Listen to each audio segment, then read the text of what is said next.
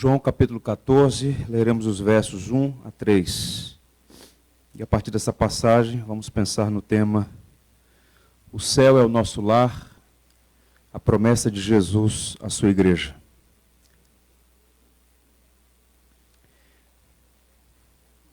Ele diz assim: a viva e eficaz palavra de Deus. Não se turbe o vosso coração, credes em Deus, crede também em mim. Na casa de meu pai há muitas moradas. Se assim não fora, eu vou-lhe teria dito, pois vou preparar-vos lugar. E quando eu for e vos preparar lugar, voltarei e vos receberei para mim mesmo, para que onde eu estou, estejais vós também. Amém. O capítulo 14 do Evangelho de Jesus Cristo, segundo João, entrou para a história como sendo o capítulo das consolações. Essa é uma palavra de inesgotável consolo para a igreja, proferidas por Jesus, registradas por João nos momentos mais difíceis do ministério de Cristo, mas sobretudo para os seus discípulos também. Qual é o contexto, qual é o cenário ali? Jesus diz essas palavras diante de uma audiência de pessoas muito fragilizadas. Ele está se dirigindo para o grupo de discípulos tímidos e aterrorizados com o que Cristo disse que iria acontecer. E o que é que Jesus anunciou para eles? Tenta imaginar o cenário. Eles estão à mesa. Eles celebraram a Páscoa. Eles comeram do pão. Eles beberam do cálice. É a última ceia. Naquele momento, Jesus começa a fazer algumas predições. Ainda à mesa o Senhor disse: olha, um dos que aqui está vai me trair. Ele já havia dito a Pedro, que se sentia, se julgava melhor do que os demais: Pedro, antes do cantar do galo, você vai me trair, me negar 3 vezes. Então aqueles discípulos estavam aterrorizados diante desse cenário. Um deles iria ser o traidor, Pedro, e como Marcos mesmo vai dizer, Jesus disse que todos eles iriam abandoná-lo, como de fato aconteceu, logo em seguida, no Getsemane. Então eles estavam amedrontados, preocupados, com as emoções perturbadas, sacudidas, confusas. Eu imagino que 2 coisas passaram pela mente deles, pelas emoções deles. Primeiro, tristeza. Tristeza. Face à possibilidade da partida de Cristo. Cristo disse claramente: a hora chegou. A hora chegou. O Filho do Homem será entregue, crucificado.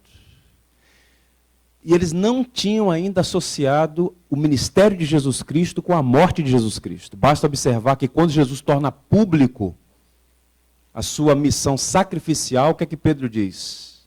Senhor, peraí, apieda-te de ti, para que morrer? E Jesus olha para Pedro e diz: arreda, Satanás, porque tu não cogitas das coisas de Deus. Para esta missão eu vim ao mundo. Ele nasceu para morrer.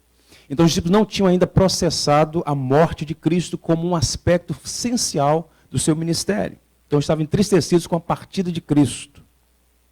Segundo, eles estavam envergonhados, constrangidos, como ainda há pouco eu disse. Quem é o traidor? Pedro vai negar o Senhor? Nós negaremos o Senhor? E de fato isso iria acontecer, eles estavam constrangidos com aquilo. Então nesse cenário de abatimento, de desânimo, de tristeza, a pergunta que eles fazem é: como será daqui para frente? Como será o nosso futuro sem Cristo? E Jesus Cristo, irmãos, ele é plenamente homem, plenamente Deus. E é um Deus que se compadece das nossas fraquezas. Ainda hoje pela manhã eu li uma porção do Saltério que diz assim: Senhor, se tu observares a iniquidade, quem poderá resistir? Mas contigo há o perdão para que nós temamos o Senhor. Um Deus que é misericordioso. E sendo misericordioso, Jesus providencia uma palavra de encorajamento, de consolo para aqueles fracos, frágeis e falhos discípulos. E a pergunta é: de que maneira Jesus tranquilizou o coração perturbado dos discípulos? Da mesma maneira que ele tranquiliza os nossos corações, por vezes aflitos pelas circunstâncias. Ele dá o remédio, e não apenas o remédio, ele apresenta a fonte inesgotável, onde sempre encontraremos este santo remédio. Observe a palavra pastoral de Cristo. Ele começa assim: não se turbe o vosso coração. Turbar aqui é agitar. Agitar, de onde vem turbulência. E o Senhor sabia que os corações deles estavam exatamente assim, tumultuados, sacudidos, em completa turbulência emocional. O verbo empregado aqui dá a ideia de uma aflição que parece não ter fim. Eu li essa mesma passagem em algumas outras versões, eu vou apresentar a vocês rapidamente. Os textos dizem assim: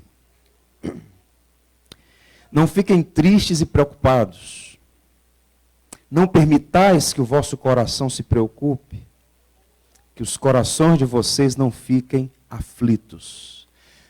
Toda a linguagem é pastoral. Não se turbe o vosso coração. Quem está dizendo isso aqui é o mestre da compaixão. Não se turbe o vosso coração. Ele está se despedindo dos discípulos. Ele sabia o que iria acontecer, pormenorizadamente. Ele sabia, e Judas nesse momento já tinha saído para a sua missão iníqua, de trair o Senhor. Ele sabia o que iria acontecer. Nenhum dos discípulos permaneceu ao lado de Cristo. No Getsemane mesmo, eles fugiram todos. E o Senhor enfrentou a cruz sozinho, como cordeiro único e imaculado em nosso favor. Pois bem, eu quero, seguindo aqui a nossa reflexão, mostrar uma proposição aos irmãos que sintetiza essa fala de Jesus. Jesus não os censurou pelo fato de eles estarem tristes e abatidos. O que ele faz aqui é dar motivos para que eles não ficassem permanentemente entristecidos. Jesus não está censurando: olha, covardia, por que vocês estão assim? Não, ele sabe, ele conhece a estrutura humana. O que ele está fazendo: olha, eu vou dar para vocês uma palavra que vai animá-los no momento oportuno, para que vocês não sejam completamente esmagados pela tristeza. Nós todos, irmãos, fazendo aqui uma leitura rápida, uma comparação com a nossa realidade, nós todos, a despeito de algumas ilusões, que por vezes somos acometidos, vivemos num mundo que é um mar de lágrimas. Não é? Então nós todos temos as nossas aflições, os nossos vales, as nossas crises, as nossas tristezas, nossas aflições, frustrações, decepções. Nossa jornada, ninguém está livre dos espinhos. Mas qual o ponto aqui? Nós temos muitos motivos pelos quais nós podemos passar por todas essas dificuldades vitoriosamente. A palavra dele àqueles homens é a palavra dele a nós hoje. Não se turbe o vosso coração. Não sejam esmagados pela tristeza. E aí ele diz assim, em alto e bom som: credes em Deus, crede também em mim. Porque ele não disse apenas credes em Deus, credes também em mim. Obviamente que Jesus está aqui afirmando a sua coigualdade com Deus Pai. Não é apenas crer em Deus, é crer no seu Filho unigênito, da mesma natureza. Quem de fato crê em Deus, crê naquele que foi enviado por ele. Jesus é o enviado de Deus, o ungido, o Cristo, aquele que foi enviado pelo Pai numa missão redentiva. Então ele está dizendo: creio em Deus, creio também em mim. Confiem em Deus, confiem também em mim. Confiança é uma palavra muito mal explorada por vezes. A palavra fé, por exemplo. Mas confiança tem algumas implicações. Vejamos. Confiar em Deus implica em descansar no seu controle soberano sobre todas as coisas. Sossegar sob o cuidado paternal de Deus. Depender de sua eficaz e suficiente graça. Está aqui, em linhas gerais, via de regra, o que significa confiar. É, de fato, crer que Deus tem o controle de todas as coisas. Isso não pode ser um jargão evangélico. Deus está no controle, Deus está no controle. Controle aqui não é o controle de um despótico, de um tirano. É a mão bondosa da providência dirigindo tudo para um fim último que vai glorificá-lo e também abençoar o seu povo. Sossegar sob o cuidado paternal de Deus é ter em mente aquilo que Paulo disse aos romanos naquela carta magna. Aquele que não poupou o seu único filho, antes por todos nós o entregou, porventura não nos dará graciosamente todas as coisas que necessitamos? Paulo diz: há motivos racionais para descansar. Porque Deus nos ama tanto que deu seu Filho. Se Ele deu o bem maior, o tesouro supremo, que é o próprio Filho, morto em nosso favor, o que Deus sonegará aos seus amados? Jesus usou outra linguagem dizendo, olha, qual é o pai que o filho pedindo um pão vai dar uma serpente? Ou pedindo um pedaço de pão vai lhe dar uma taça de veneno? Se vocês, sendo pessoas más, sabem dar boas coisas aos seus filhos, quanto mais vosso Pai Celestial. Então, sossegar é descansar, que quem governa este mundo é o nosso Deus, e o nosso Deus é também nosso Pai. Depender de sua eficaz e suficiente graça implica em dizer que nós não podemos nada sem Ele. É uma petulância, uma presunção maligna achar que a vida é nossa. A vida não é sua. A vida é daquele que lhe deu uma concessão temporária, de modo que viver é um sinal da graça. Precisamos da graça de Deus todos os dias. Crianças de colo falecem. Pessoas idosas falecem. Doentes falecem. Atletas, no mais pleno vigor físico, falecem. Vida e morte não estão nas nossas mãos, mas nas mãos do Criador, de modo que a gente precisa confiar nele. Há uma passagem no Saltério que Davi diz assim, todos os meus dias estão escritos no teu livro. Existem causas secundárias para a morte de uma pessoa, mas a causa primária é o chamamento daquele que deu o fôlego da vida. Quando ele chama, ninguém pode resistir. Virão. Isaías 26, verso 3 diz assim, tu, Senhor, conservarás em perfeita paz aquele cujo propósito é firme, porque ele confia em ti. O fruto da paz, o fruto da confiança é a paz. Aquele que confia, recebe esta bênção chamada paz. Jesus sabe que o único remédio eficaz para o coração aflito é confiar nele. Quem confia nele experimenta a paz. Porque o coração está firmado nesse Deus em que podemos descansar, sossegar e depender. Repito, vale a pena confiar, vale a pena esperar, vale a pena de fato entregar nossas vidas aos cuidados do Senhor. Houve na história da humanidade muitos líderes, alguns bons líderes, outros terríveis líderes. Todos eles com nódoas, com luzes, com escuro, com sombras, virtudes e falhas. Mas ninguém jamais poderá ser comparado com Cristo, porque Ele não apenas nos encoraja a seguir, Ele caminha conosco. Isso faz toda a diferença. Crede em Deus, crede também em mim. Napoleão Bonaparte, por exemplo, que tinha muitos predicados, virtudes, potencialidades, mas que também teve e tem muitas nódoas na sua biografia.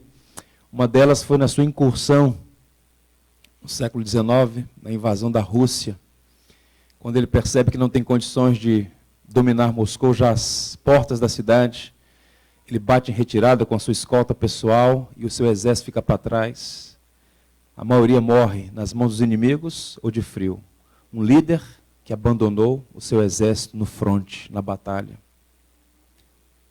Jesus Cristo jamais abandona os seus filhos. Nunca. Eis que estou convosco todos os dias até a consumação dos séculos. Paz é o estado de permanente imperturbabilidade. Imperturbável a alma. E a presença de Cristo é o que nos dá essa paz que excede todo entendimento. Meus irmãos, o hino 330 que nós cantamos na última sexta-feira, aqui no cemitério Jardim da Saudade, na sua estrofe diz assim: o segredo do viver, o segredo do vencer, é em Cristo confiar, nunca, nunca duvidar. Então, nós todos podemos passar por aflições, mas que Deus nos dê a graça de confiar na sua providência, no seu cuidado paternal. O segredo do viver é confiar em Cristo, e em Cristo crucificado e ressurreto.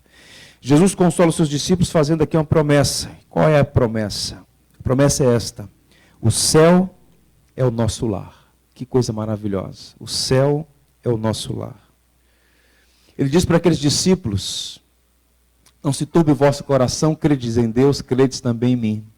E aí, depois desse tom pastoral no início, ele começa ainda num tom pastoral, mas agora fazendo uma promessa clara, inequívoca. Ele diz assim: na casa de meu pai há muitas moradas. Se assim não fora, eu vos teria dito, pois vou preparar-vos lugar. Nós devemos pensar no céu, na casa do Pai, como o lar eterno do povo de Deus.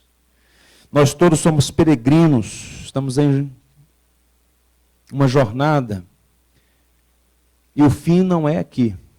O fim não é a sepultura, o fim não é esse lugar. Pedro diz que nós aguardamos novos céus e nova terra. Este céu, esse estado de bem-aventurança, esse lar eterno. E é curioso notar o quanto a igreja contemporânea foi secularizada. O materialismo científico, uma pseudociência, o marxismo e tantas outras ideologias que tentam suplantar o caráter metafísico da nossa fé. Há uma realidade que vai para além do que é físico. E Jesus está falando de uma morada que não é estrutura humana, não é uma casa construída por mãos humanas. Ele fala da casa de meu Pai. E o céu não é uma ilusão. Não é uma ilusão. O Warren Wiersbe diz assim: de acordo com Jesus, o céu é um lugar real.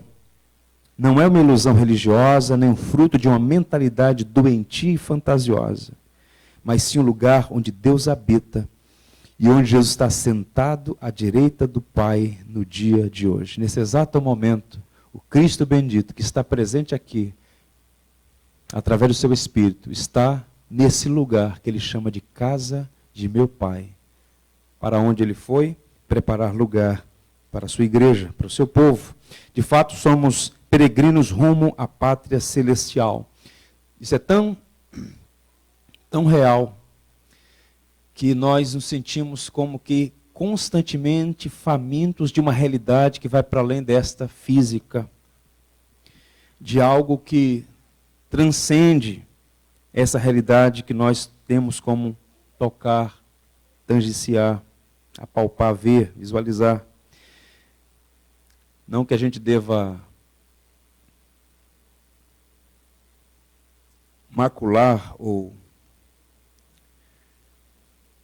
abusar da realidade física ou menosprezar, muito pelo contrário. Mas aquilo que Cristo foi preparar vai para além dessa realidade que hoje nós temos acesso. O livro de Eclesiastes diz que Deus colocou a eternidade no coração do homem. E há no livro de Hebreus uma passagem belíssima que fala sobre os santos do Antigo Testamento. Deixa eu ler para os irmãos Hebreus 11, 13, 16 e o capítulo 13, verso 14. Todos estes morreram na fé, sem ter obtido as promessas, vendo-as de longe, porém saudando-as, confessando que eram estrangeiros e peregrinos sobre a terra. Mas agora aspiram uma pátria superior, isto é, celestial. Por isso Deus não se envergonha deles, de ser chamado o seu Deus, porquanto lhes preparou uma cidade. Na verdade, não temos aqui cidade permanente, mas buscamos a que há de vir. Curioso isso. Como é que funciona essa economia da salvação, esta história redentiva? Aqueles que morreram antes da obra de Cristo na cruz, eles olharam para o futuro, eles lançaram a fé, a crença, a confiança em algo que iria acontecer. Eles morreram e estavam agora na torre de vigia, aguardando o cumprimento da promessa, saudando-as como que de longe.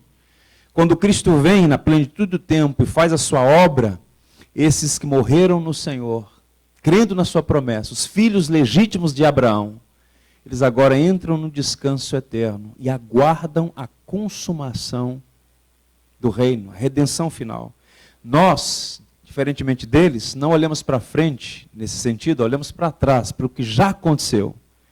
De modo que quando morremos no Senhor, também estaremos agora nesse lar esse descanso até a consumação final, quando os nossos corpos serão transformados semelhantemente ao corpo de Cristo. Essa é uma palavra que traz esperança ao povo de Deus. Eu queria meditar com os irmãos, desfrutando da atenção de vocês todos, sobre algumas verdades sobre o céu. O céu que não é mais mencionado nos púlpitos das nossas igrejas. O céu que é o nosso lar. Primeira grande verdade é que o céu é a casa do Pai. Essa casa tem dono, ela é de Deus, ela é do Pai. Na casa de meu Pai há muitas moradas. Curioso isso porque o Evangelho de João, diferente dos três outros, tem um propósito muito peculiar. Se você observar, por exemplo, dos capítulos todos de João, João dedica boa parte à última semana de Jesus. A partir do capítulo 13, ele vai tratar da última semana. E do capítulo 13 ao capítulo 17, observe isso aqui, ele vai repetir 44 vezes a palavra Pai. Ele vai falar que ele veio realizar uma missão confiada pelo Pai. Ele, no capítulo 17, orou ao Pai pelos seus escolhidos. Não rogo pelo mundo, mas rogo pelos que tu me deste, para que nenhum deles se perca, disse Jesus. E ele ora para que os seus discípulos creiam no que ele vai dizer. E ele disse, eu vou para o meu Deus e vosso Deus. Ele está falando do Pai, da casa do Pai, desse encontro que jamais terá fim.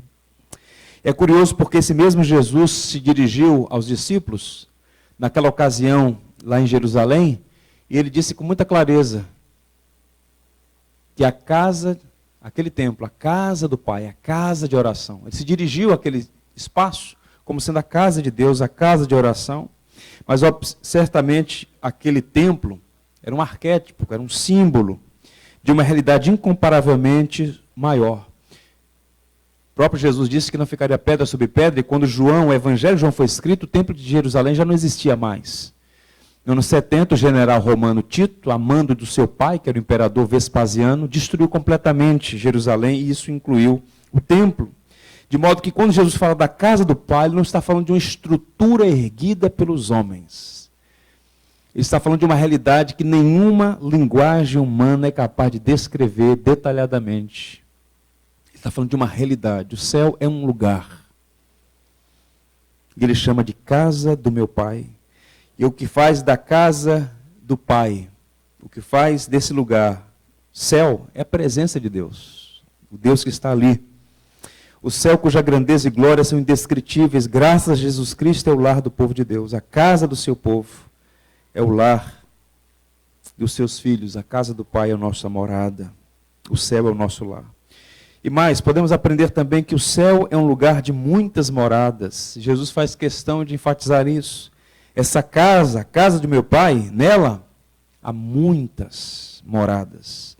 A palavra que Jesus usa aqui para casa, morada, habitação, residência, está no plural, indicando que há para todos os seus filhos. Ninguém tem direito ao céu, ninguém merece o céu, ninguém merece viver diante de um Deus reconciliado. Mas graciosamente, pelos méritos de Cristo, que é o Filho e herdeiro de todas as coisas, inclusive da casa do Pai, ele traz, ele inclui homens e mulheres, de gente de toda tribo, raça, língua e nação. É um Deus que graciosamente nos salva. Deus não manda ninguém para o inferno. O que Deus faz é tirar alguns de lá, na sua soberana e livre graça. O pecado nos separou dele, mas ele mesmo, por sua infinita misericórdia, decidiu amar o seu povo. E Cristo morreu pela igreja. Paulo diz, Cristo amou a igreja e a si mesmo se entregou por ela.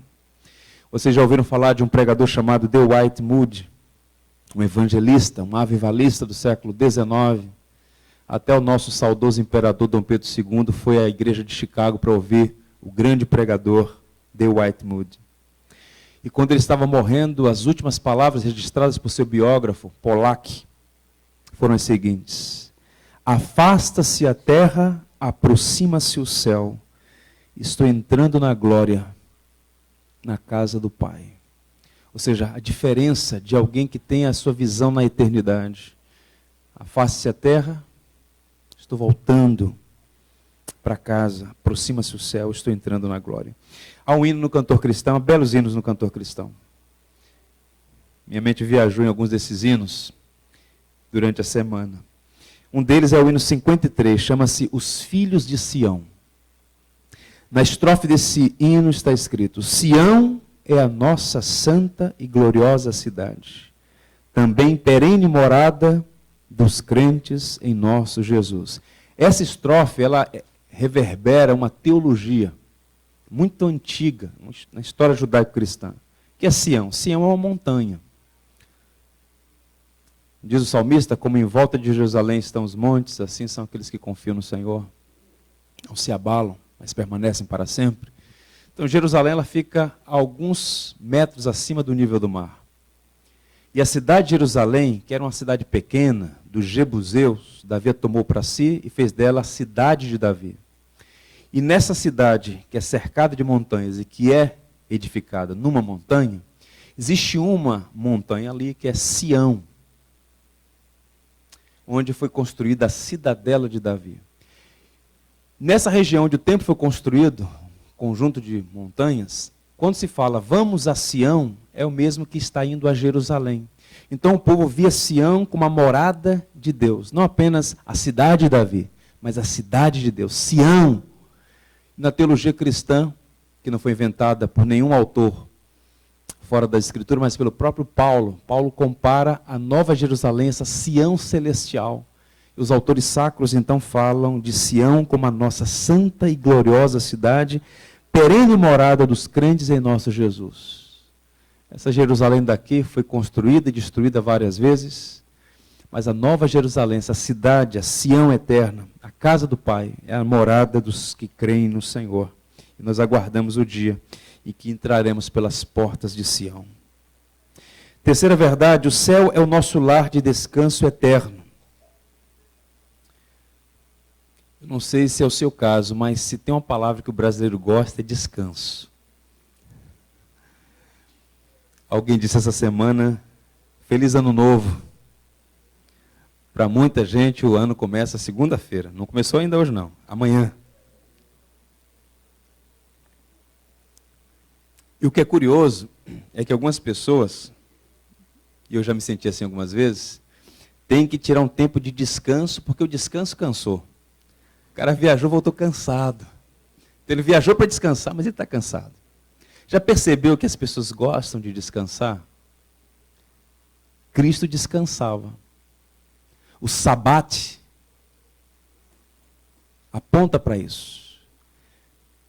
Deus criou todas as coisas. No sétimo dia, descansou. Por que descansou? Estava cansado? Um memorial da criação. E nós todos, depois da queda, nos sentimos muito, muito cansados sempre.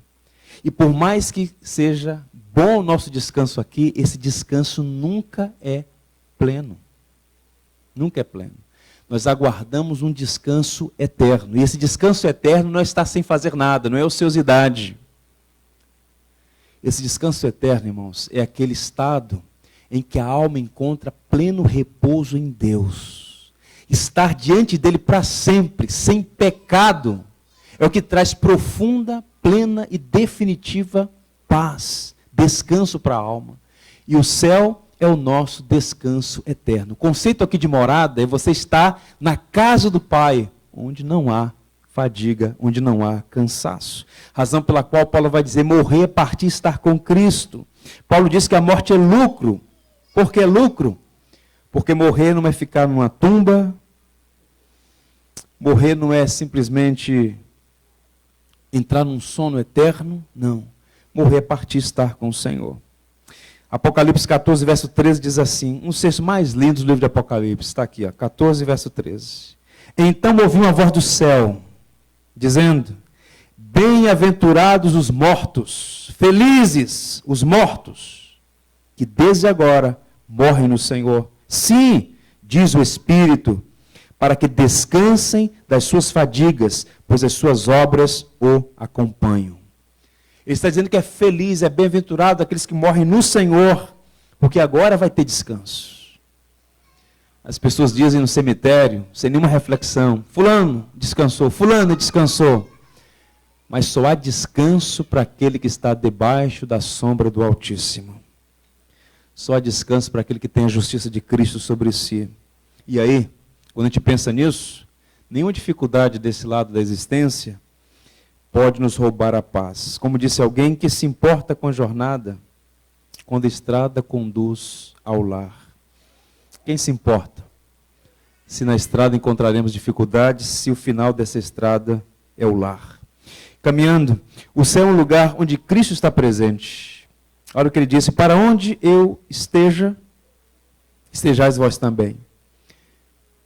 Eu vou preparar lugar para que onde eu esteja, estejais vós também. É maravilhoso saber que morrer é reencontrar-se com Cristo, é estar com Ele. O propósito pelo qual eu vou morrer, está dizendo Jesus. E o propósito pelo qual eu vou para o Pai, preparar lugar, é para que onde eu estiver, estejais vós também. Aquela separação tinha um caráter temporário. Repito, quando Paulo entendeu isso aqui, Paulo disse: olha, tendo o desejo de partir, estar com Cristo, que é incomparavelmente melhor. A morte de Cristo foi tão poderosa que transformou a morte no meio de graça. A morte acaba sendo um recurso que Deus usa para que os seus filhos atravessem o rio e cheguem à cidade celestial. Essa coisa de purgatório, túmulo, sono, reencarnação, tudo isso é doutrina humana, sem nenhuma fundamentação na Escritura, na palavra da verdade. Morrer não é entrar num sono eterno, morrer não é reencarnar-se em várias etapas, morrer não é ir para um lugar onde você pode melhorar e talvez conquistar seu direito ao céu. Morrer em Cristo é partir, estar com Cristo, Ele está na glória.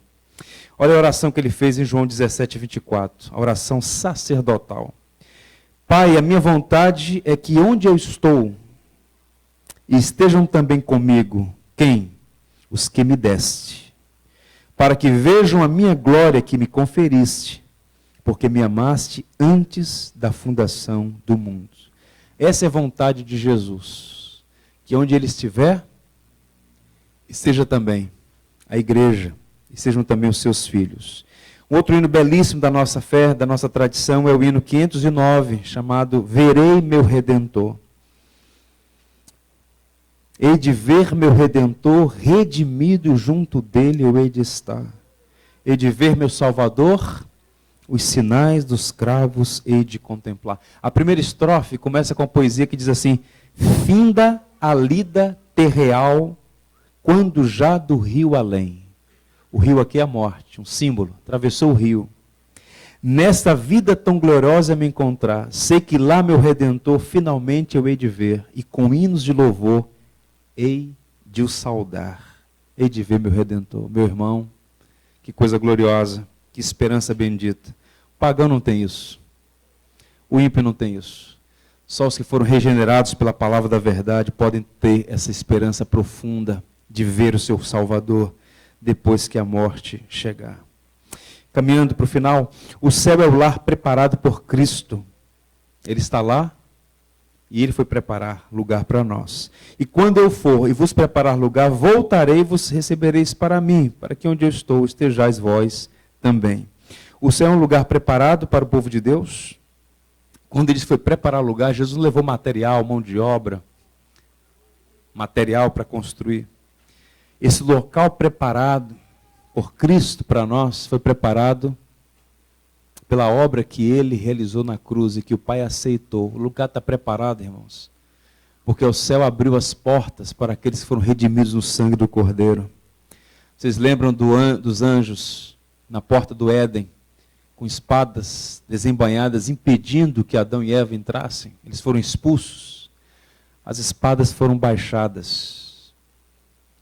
Há um caminho até a árvore da vida, porque Cristo pavimentou esse caminho com o seu sangue. Ele preparou lugar para nós. Curioso notar que ainda hoje o maligno aproveita as nossas fraquezas para lançar dúvidas. Será mesmo que a casa do Pai existe, o céu existe, ou é só uma ilusão? Muitos sugeriram que era uma ilusão.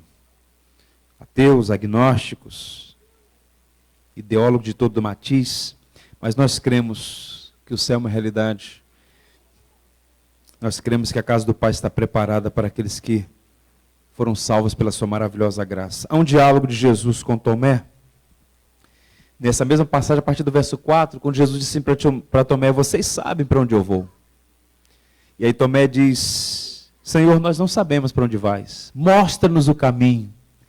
E aí Jesus lança aquela palavra que todos nós conhecemos de memória: eu sou o caminho, a verdade e a vida. Ninguém vem ao Pai senão por mim.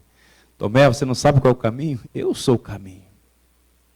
Eu sou o caminho. Ninguém vem ao Pai, ninguém vai à casa do Pai. Ninguém tem o céu como morada, senão por mim. Ele é o mediador único. Ele não precisa da ajuda de Paulo, de José, de Pedro, de João, de Maria, de nenhum dos santos que tanto nos abençoaram pelo que fizeram, pelo que escreveram. Mas só há um mediador, esse mediador é Jesus Cristo, é Ele que nos leva para a casa do Pai. William Hendricks, em um comentário, uma espécie de paráfrase dessa passagem, diz assim: se na casa de meu Pai não houvesse lugar suficiente para todos os filhos de Deus, eu certamente saberia disso, Ele teria dito. Pois por meio da minha humilhação e exaltação, eu lhes preparo um lugar. Esta é a minha missão. Sem minha morte não haveria lugar para vocês. Sem a minha ascensão e envio do Espírito Santo, vocês não estariam em condições de ir para esse lugar. Ele está falando da obra trina, do Deus trino. Um Pai que planejou a salvação, o Filho que a realizou e o Espírito que a aplica. Nós só podemos ter o céu como nossa casa porque o Pai assim o quis, porque o Filho garantiu na cruz e porque o Espírito aplica o que Cristo fez em nosso favor, de modo que podemos ficar em paz, porque certamente estaremos para sempre com Ele na eternidade.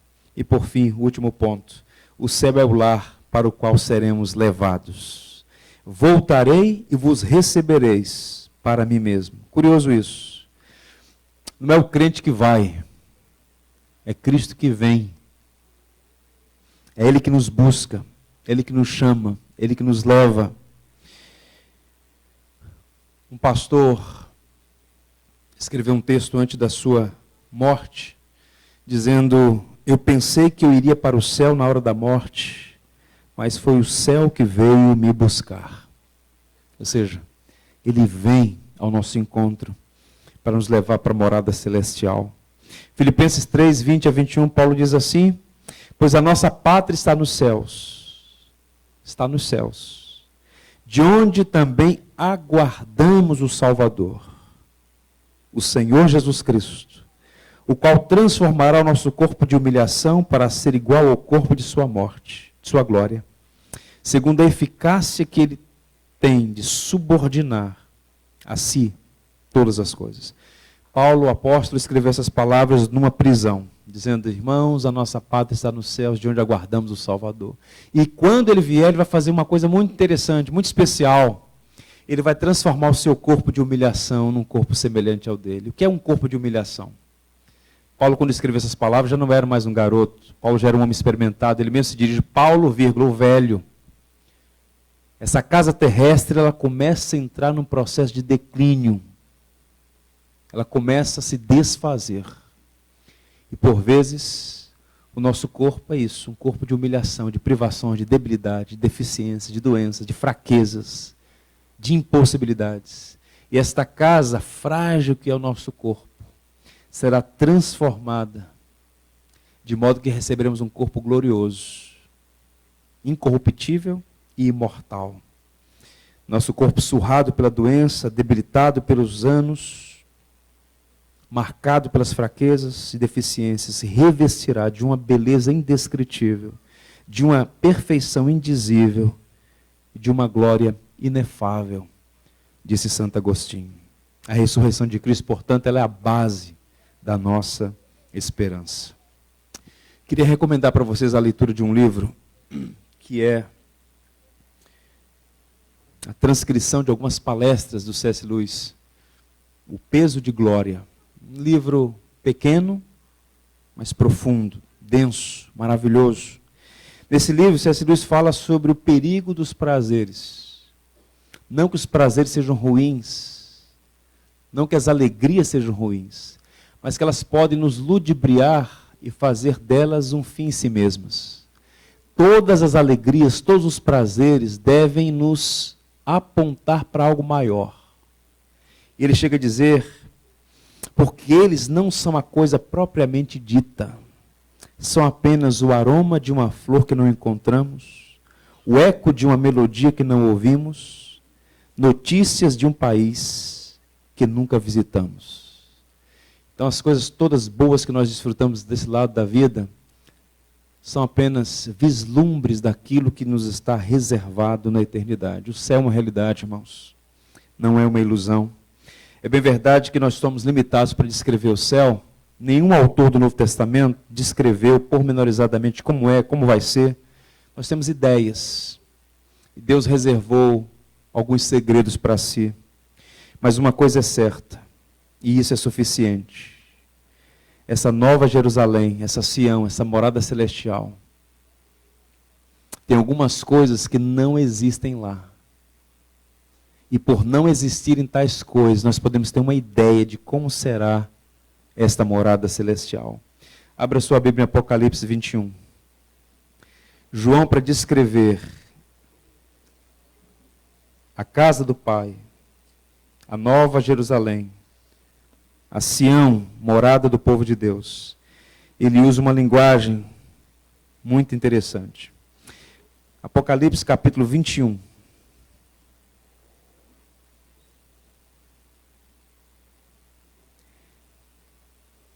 Diz assim a palavra de Deus: vi novo céu e nova terra, pois o primeiro céu e a primeira terra passaram e o mar já não existe. Vi também a cidade santa, a nova Jerusalém, que descia do céu da parte de Deus, ataviada como noiva, adornada para o seu esposo. Então ouvi grande voz vinda do trono, dizendo: eis o tabernáculo de Deus com os homens. Deus habitará com eles, eles serão povos de Deus, e Deus mesmo estará com eles. E lhes enxugará dos olhos toda lágrima, e a morte já não existirá. Já não haverá luto, nem pranto, nem dor, porque as primeiras coisas passaram. E aquele que está sentado no trono disse: eis que faço novas todas as coisas. E acrescentou: escreve, porque essas palavras são fiéis e verdadeiras. E disse ainda: tudo está feito. Eu sou o Alfa e o Ômega, o princípio e o fim. Eu, a quem tem sede, darei de graça da fonte da água da vida. O vencedor verá todas essas coisas, e eu lhe serei Deus, e ele me será filho. Palavras do nosso Salvador. Podemos confiar nisso ou não? Podemos confiar. São fiéis e verdadeiras. Eu quero encerrar essa reflexão fazendo uma oração que tem mais de 300 anos. Foi escrita na Inglaterra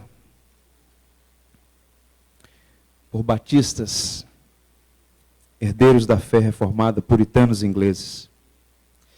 Eles escreveram assim: ó Senhor, moro aqui como um peixe em um aquário.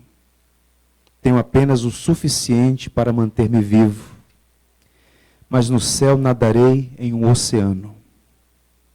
Aqui tenho apenas um pouco de ar que sustenta a minha respiração, mas lá terei as doces e refrescantes ventanias. Aqui tenho um raio de sol para iluminar a minha escuridão, um raio quente que não me deixa congelar. Lá viverei aquecido na luz da tua gloriosa presença. E que assim seja. Amém. Vamos orar. Senhor Deus, nós te damos graças por tua palavra, porque ela é capaz de nos consolar nos vales mais sombrios e reforçar a nossa esperança em Jesus Cristo ressuscitado. Ajuda esta igreja, Senhor, a ter os seus olhos abertos e enxergar a eternidade. Restaure em nosso meio o conceito bíblico da peregrinação. Não permita, Senhor, que enterremos os nossos corações neste mundo que, conquanto seja bom, não é a nossa morada. O céu é o nosso lar. Prepara-nos para entrar pelas portas de Sião, Senhor. Tendo sobre nós a justiça de Jesus Cristo, que nos receberá. Pai amado, que possamos dizer: hei de ver meu Redentor. Consola o teu povo nesse momento de aflição e não permita, Senhor, que nada ou ninguém nos roube estas promessas. Abençoa aqueles que estão com o coração apertado e aflito por alguma circunstância. Que nós todos tenhamos em mente as palavras do apóstolo Paulo, que a nossa leve e momentânea tribulação não podem ser comparadas àquilo que nos está reservado na glória. Guarda-nos nesse caminho e que possamos permanecer firmes, olhando para aquele que é o autor e consumador da nossa fé. Consola a tua igreja pela ação poderosa do teu Santo Espírito. E que possamos entender sempre que o segredo do viver é confiar em Jesus. Na vida e na morte, nas alegrias e nas tristezas, sempre o segredo é confiar em Jesus Cristo. É nele que nós lançamos a nossa esperança. E nele nós oramos. Amém.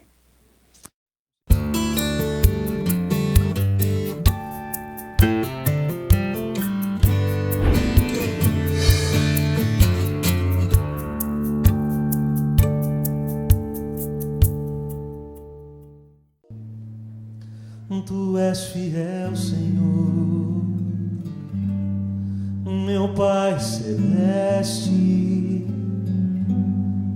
pleno poder aos teus filhos darás.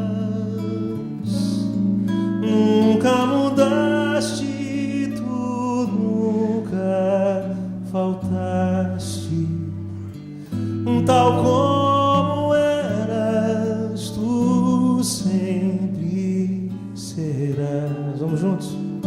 Tu és fiel, Senhor, tu és fiel, Senhor, dia após dia, com bênção sem fim. Tua mercê me sustenta e me guarda. Tu és fiel, Senhor, fiel a mim. Flores e frutos, montanhas e mares, sol